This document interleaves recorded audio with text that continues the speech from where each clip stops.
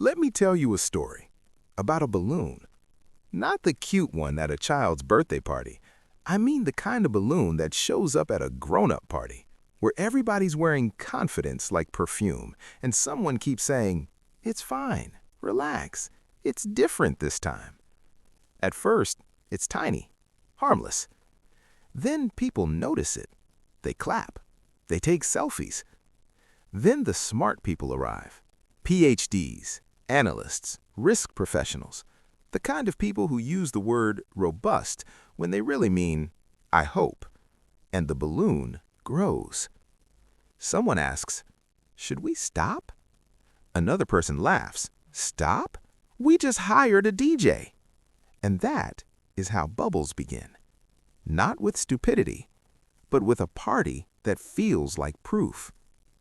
Today, Bubbles 101. How they form, why smart people join, and how they pop. What a bubble really is. So first, let's define it simply. A bubble is what happens when price stops being a measure and becomes a vote.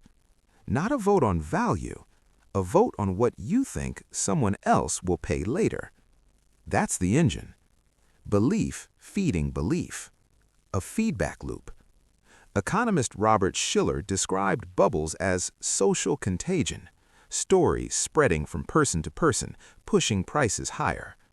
In bubbles, the story becomes stronger than reality, and reality gets demoted to negative energy. The 5 stages of a bubble. There's a classic map economists use, Kindleberger's 5 stages.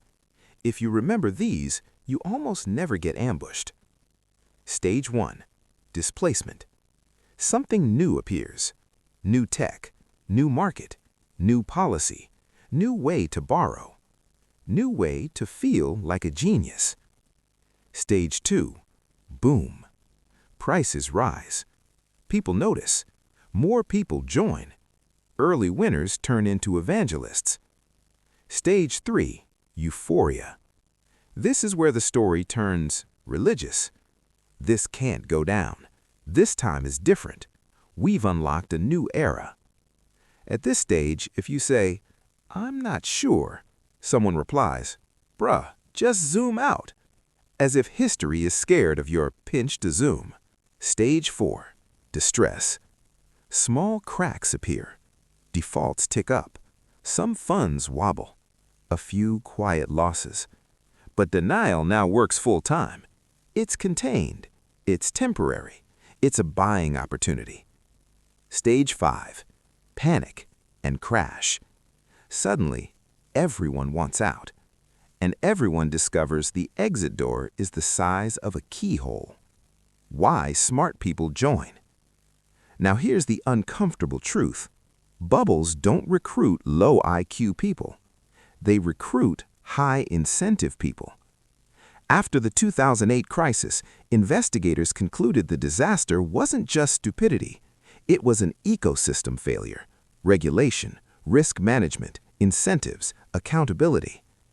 So why do smart people still join? 4 reasons. 1. Career risk beats truth. If you're wrong alone, you're fired. If you're wrong with everyone, you're unlucky. 2. Leverage makes success look like skill. Borrowed money is a volume knob. It amplifies gains, and later, it amplifies screams. 3. Complexity creates permission. When something's confusing, confidence replaces understanding. And the most dangerous sentence in finance is, "I don't fully get it, but the rating says it's fine." 4. Stability becomes a trap. Economist Hyman Minsky warned, long calm periods encourage bigger risks because people start believing calm weather means the ocean has no storms. Enter the Big Short world. Now let's step into the world made famous by the Big Short, because this wasn't just a balloon. This one inflated an entire global system. The people in that story realized something shocking. The balloon wasn't filled with air. It was filled with mortgages that couldn't be paid. Sliced, packaged, blessed, and sold like luxury perfume. To understand the bubble, you only need 3 tools. Tool 1. Mortgage-based securities. Imagine 1,000 homeowners paying their mortgages each month. A bank bundles those payments into an investment product and sells it to investors. That's an MBS. Simple enough. Tool 2. CDOs.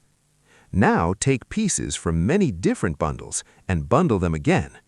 Because why stop with one lasagna when you can make lasagna-flavored lasagna? That's a CDO. Tool 3. Credit default swaps. A CDS is like insurance. You pay a fee, and if the bond fails, you get paid. The problem: some institutions sold huge amounts of this insurance without holding enough reserves. One of them, AIG, became a global cautionary tale.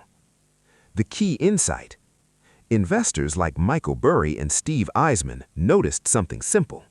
The loans underneath the system were rotting, even while the top layer was stamped safe. It's like selling bottled water labeled Pure Mountain Spring, but the factory pipe connects to a gutter. The label is glossy, so people say, "Wow, premium." How bubbles actually pop. Here's what most people get wrong. Bubbles rarely pop because everyone suddenly becomes wise. They pop because the system becomes fragile. In the housing crash, once demand for mortgage bonds weakened, credit tightened, housing demand fell, prices dropped, defaults rose, foreclosures increased, and that fed more declines. But here's the key insight. The pop is usually a funding event, not a logic event. People don't sell because they change their mind. They sell because they have to. Margin calls, liquidity freezes, short-term funding disappears, confidence evaporates. And when markets can't value assets, they stop trusting them. That's when the balloon doesn't slowly deflate, it snaps. And suddenly, names like Bear Stearns and Lehman Brothers stop sounding like institutions and start sounding like warnings. How to spot a bubble? Practical checklist. So, how do you protect yourself? You don't need genius. You need pattern recognition. Watch for 5 signals. 1. The story gets cleaner while reality gets messier. When explanations become slogans, danger. 2. Price becomes the argument. Look how high it's going becomes the proof it should go higher. 3. Leverage becomes normal. When borrowing is celebrated as strategy, you're near the cliff. 4. Skepticism becomes socially expensive. When doubters get mocked, oxygen is leaving the room. 5. Complexity becomes a shield. If nobody can explain it simply, but everyone sounds confident, step back. Closing. The balloon returns. Now remember the balloon. Here's the final twist. The most dangerous moment is not when the balloon is huge. It's when people stop seeing it as a balloon at all. They start calling it the new normal. They build careers under it, identities under it, ego under it. And when it finally pops, people don't just lose money. They lose certainty. They lose status. They lose the story that helped them sleep at night. So here's the real question to carry with you. Don't be the person who laughs at bubbles from the outside. Be the person who walks into the party, sees the balloon, and calmly asks, what exactly is inside this thing? Because in every bubble, the truth is there. Quiet, boring, ignored, until it becomes the only thing left. If you want more story-driven breakdowns of money, power, and human nature, subscribe.